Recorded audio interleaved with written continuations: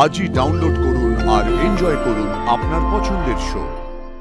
যখন লাজুর কোচ পাওয়া গেল, আমি আমার বাপ মায়ের মুখের ওপর কিছু কইতে পারলুম নি। ঘরে গিয়ে শুয়ে পড়ো, এখানে খোলা আকাশের নিচে বসে তোমার ঠান্ডা লেগে যাবে। আমি ওই ঘরে ঘুমাতে পারবো না। তোমার সঙ্গে ওই ঘরে ঘুমানোর প্রবৃত্তি আমার নেই। সে প্রবৃত্তি আমারও নেই, আমার বাড়ি বয়ে গেছে। তুমি যাও, আমি দিদির কাছে গিয়ে শোবো।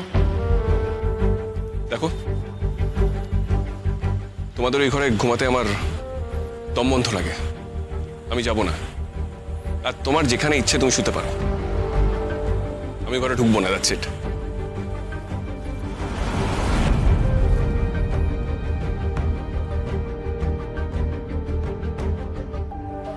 শোনো, এত রাগ আর এগোনি, আমি তোমাকে সারা জীবন জ্বালাবো না।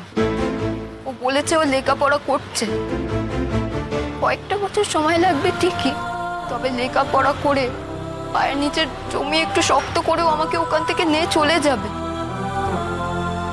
সে কটা দিন তুমি আমাকে একটু সহ্য করে নাও। আমি তো নিজের মতো টাম্মির ঘরেই থাকি। আমি ওখানে গিয়ে তোমার কোনো ব্যাপারে থাকবো না, কয়েকদিনের তো ব্যাপার। এই শোনো, মাঝরাত্রে কানের সামনে একা কান্না কেঁদো না তো। অনেক নাটক হয়েছে। হ্যাঁ, আমি আর তোমাকে টলারেট করতে পারছি না। Just leave me alone. বুঝতে পেরেছো? আমার পিছন পিছন ঘুরো না। আমি যা ইচ্ছে করতে পারি। আমার যদি ইচ্ছে হয় আমি সারা রাত এখানে কাটাতে পারি। আমার যদি ইচ্ছে হয় আমি এক্ষুনি এই মুহূর্তে গাড়ি চালিয়ে বাড়ি চলে যেতে পারি। Just leave me alone. একা থাকতে দাও প্লিজ আমাকে। আর হ্যাঁ, একটা কথা শুনে রাখো, আমি অত বছর তোমাকে নিজের ঘাড়ে রাখতে পারবো না। ওকে, তাড়াতাড়ি নিজের একটা ব্যবস্থা করে ফেলো। আমি কোনো কিছু ধাঁধারি না, কিন্তু সোজা বের করে দেবো। তোমার গুন্ডা বাপ যা করার করে দেবে।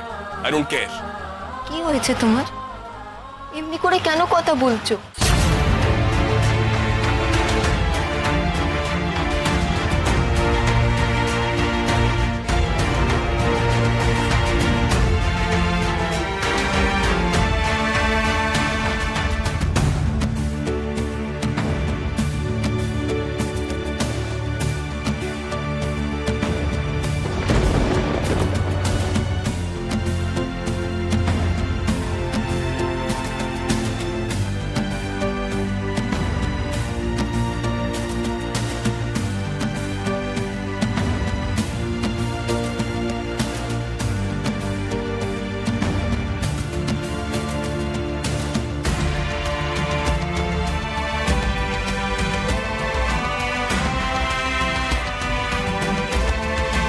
লাজু,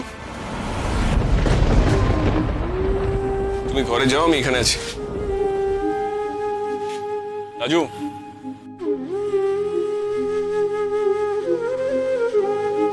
তুমি ঘরে শো, আমি এখানে থাকছি।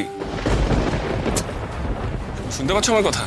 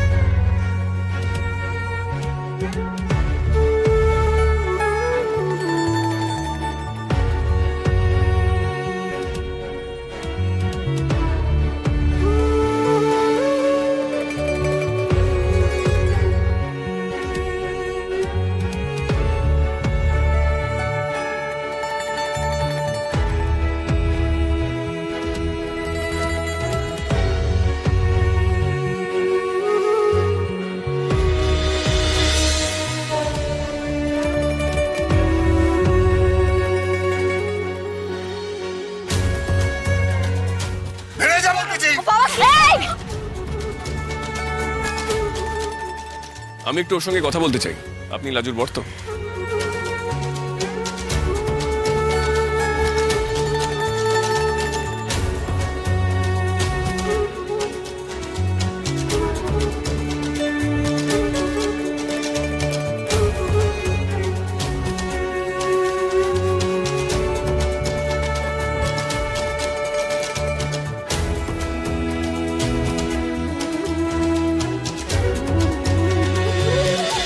তুমি না থাকলে যে কি সর্বনাশটা হতো সে আমি ভাবতেও পারছি না ময়ূরাক্ষী।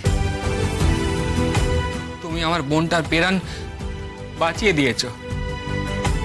তুমি আমাদের পরিবারের মা নির্জত সব বাঁচিয়ে দিয়েছ। একেই আমার বিয়ের জন্য আমার বাপ মায়ের নাক কাটা যাচ্ছে, তার মধ্যে যদি এমন সর্বনাশ কিছু ঘটতো আমি আমি যে কি করতাম। ছাড়ো ছাড়ো, ছেড়ে দাও, থাক না এসব কথা, থাক। কেন থাকবে কেন? ময়ূরাক্ষী, তোমার কত সাহস! যে লোকটার ভয়ে সবাই কুকড়ে থাকে তুমি তারে জেলে পড়ে দিলে, আর তোমার জন্য দীপার প্রাণ বেঁচে গেছে। আমি তো ভাবতেই পারছি না। থামো তো সুদেব, বলছি তো বারবার এক কথা বলো না। আমি বেশি কিছু করিনি। আজকে তুমি আমার জায়গায় থাকলে যেটুকু করতে আমি সেটুকুই করেছি।